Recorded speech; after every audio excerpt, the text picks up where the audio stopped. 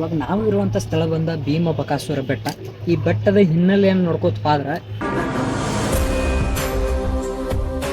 ಇದನ್ನ ಲಕ್ಷ್ಮಣ ತೀರ್ಥ ಅಂತಾರೆ.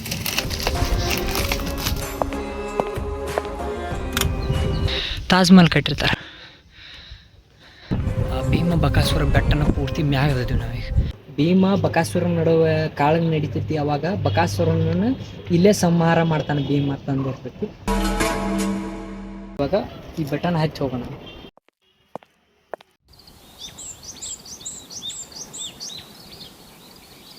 ಗೊತ್ತಿಲ್ಲ ಅಂದರೆ ಈ ಬೆಟ್ಟ, ಇದೇ ಬೆಟ್ಟದಲ್ಲಿ ಭೀಮ ಬಕಾಸುರನನ್ನು ಸಂಹರಿಸ್ತಾನೆ.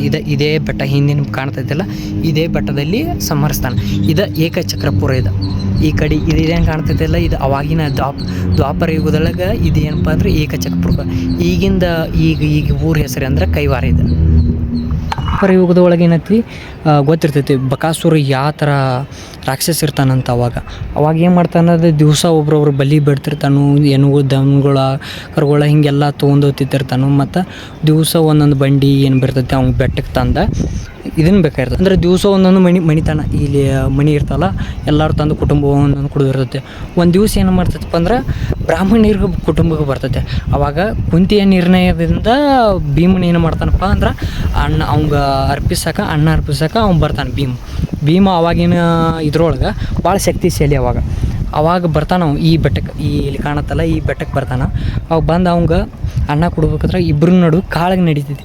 ಕಾಳಗ ನಡೆದಾಗ ಅವ್ನು ಏನು ಮಾಡ್ತಾನಂದ್ರೆ ಭೀಮನ ಅವನ್ನ ಸಂಹರಿಸಿ ಈ ಬೆಟ್ಟದಿರುತ್ತಲ್ಲ, ಬೆಟ್ಟದ ಬಂಡೆ ಒಳಗೆ ಹಾಕಿ ಗುಹೆ ಒಳಗೆ ಹಾಕಿ ಮ್ಯಾಗ ಬಂಡೆ ಮುಚ್ತಾನೆ. ಈ ಥರ ಆ ಬಂಡೆ ಮುಚ್ಚಿದ ಮ್ಯಾತ ಅವನ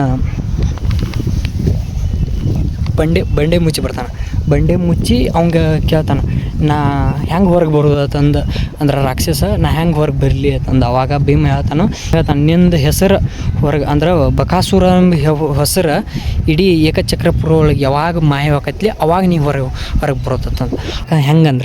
ಅಂದ್ರೆ ಮಹಾಶಿವರಾತ್ರಿ ನವಸಪ್ತಮಿ ಅಂತ ಬರುತ್ತಲ್ಲ, ಆವಾಗ ಈಗ ಬಕಾಸುರನಿಗೆ ಏನು ಮಾಡ್ತಾರೆ ಅಂದ್ರೆ ಅನ್ನ ಅರ್ಪಿಸ್ತಾರೆ.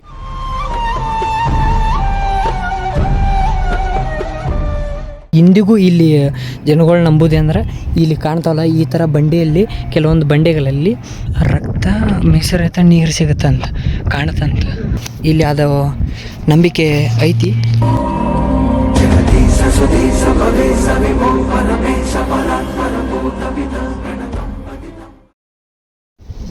ಈ ಗುಡ್ಡಕ್ಕೆ ಮತ್ತು ರಾಮಾಯಣಕ್ಕೆ ಏನು ಸಂಬಂಧ ಐತೆ ಅಂದ್ರೆ ಇಲ್ಲಿ ತೋರಿಸ್ತೀನಿ.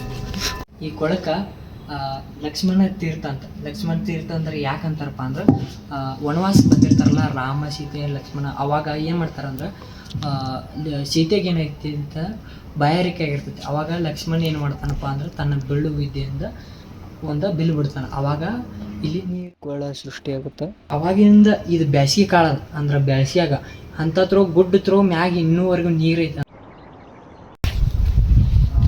ಇದನ್ನ ಲಕ್ಷ್ಮಣ ತೀರ್ಥ ಅಂತಾರೆ. ಇದು ಗುಡ್ಡ ಬೆಟ್ಟದ ಅರ್ಧ ಅಲ್ಲಿ ಬರುತ್ತೆ, ಇನ್ನೂ ಬೆಟ್ಟ ಮ್ಯಾಲೆ ಐತಿ. ಇದು ನಮಗೆ ನಡು ಸಿಗ್ ಬರುತ್ತೆ.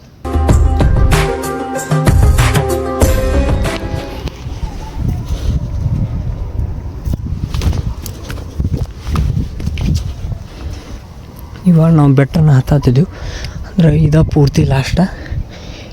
ಇಲ್ಲೇ ಕಾಣುತ್ತೆ ನಿಮಗೆ ಯಾವ ಥರ ಬಂಡೆಗಳು ರಚನೆ ಆಗ್ಯಾವು.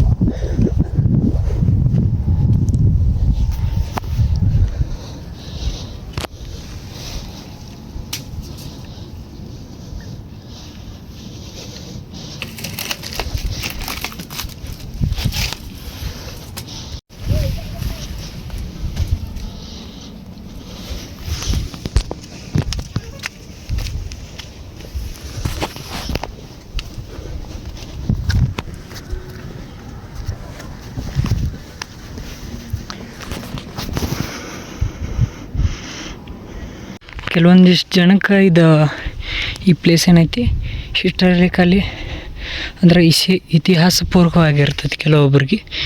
ಕೆಲವೊಬ್ರಿಗೆ ತಾಜ್ ಮಹಲ್ ಕಟ್ಟಿರ್ತಾರೆ. ಬಂಡೆ ಮೇಲೆ ಬಂದಂಗೆ ಇದು ಲಾಸ್ಟ್ ಇಷ್ಟ ಏನೈತಿ ಇಷ್ಟ. ಅದ್ರ ನಮ್ಗೆ ಇಲ್ಲಿ ಹಿಂದೊಂದು ಕಾಣಿಸ್ತೈತಿ, ಇಲ್ಲೊಂದು ಕೊಳವೆ ಕಾಣಿಸ್ತೈತಿ. ಅಂದ್ರೆ ಲಕ್ಷ್ಮಣ ಏನು ಬಾಣ ಬಿಟ್ಟಿರ್ತಾನಲ್ಲ ಆ ಕೊಳವೆ ಇರ್ತೈತಲ್ಲ ಅದೇ ಥರ ಸೇಮ್ ಇಲ್ಲಿ ಒಂದೈತಿ, ಇಲ್ಲಿ ನೋಡ್ಬೋದು. ಮತ್ತು ಇದೇ ಲಾಸ್ಟ್, ಇನ್ನೊಂದು ಸ್ವಲ್ಪ ಮೇಲೆ ಐತಿ, ಅಷ್ಟಾದರೆ ಲಾಸ್ಟ್ ಆಗುತ್ತೆ. ಇಲ್ಲಿ ಅಂದರೆ ಬಂಡೆಗಳು ಈ ಥರ ಐತಿ. ಇಲ್ಲಿ ಕಾಣುತ್ತೆ ಆ ಕಡೆ ಬೆಟ್ಟ ಏನೈತಿ ಅದು ಮ್ಯಾಗ್ದಿದ್ವಿ. ಈಗ ಇಲ್ಲಿ ಸ್ಟೆಪ್ ಕಾಣ್ದು, ಇಡೀ ಪೂರ್ತಿ ಊರನ್ನು ನೋಡ್ಬೋದು ನಾವಿಲ್ಲಿ. ಇಲ್ಲಿ ಒಂದು ಕೊಳ ಕಾಣಿಸ್ತೈತಿ.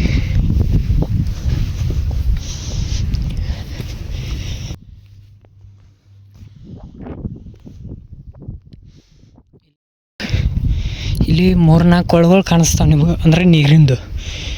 ಅದು ಲಕ್ಷ್ಮಣನ ಸೀತೆಗೋಸ್ಕರ ಬಾಣ ಬಿಟ್ಟ ಬಾಯಾರಿಕೆಗಾಗಿ ತೆಗ್ದಿದ್ದಂಥ ಕೊಳ ಅಂತಾರೆ ಹಿಸ್ಟಾರಿಕಲಿ, ಅಂದರೆ ಹೇಳೋಕ್ಕಾಗಲ್ಲ.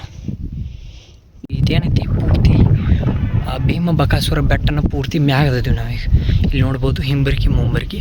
ಯಾವುದೇ ಸೇಫ್ಟಿ ಅಂತಂದರೆ ಪೂರ್ತಿ ಸೇಫ್ಟಿಯಿಂದ ಮೇಲೆ ಬಂದಿದ್ದು, ಯಾವುದೇ ಅಡೆತಡೆಯಿಲ್ಲ. ಅಂದರೆ ಸ್ವಲ್ಪ ಕಿರಿಕಿರಿ ಆಗುತ್ತೆ ಬರುವಾಗ, ಸ್ವಲ್ಪ ನೋಡ್ಕೊಂಬಂದರೆ ಆರಾಮಾಗಿ ಬರ್ಬೋದು, ಏನು ತೊಂದರೆ ಇಲ್ಲ.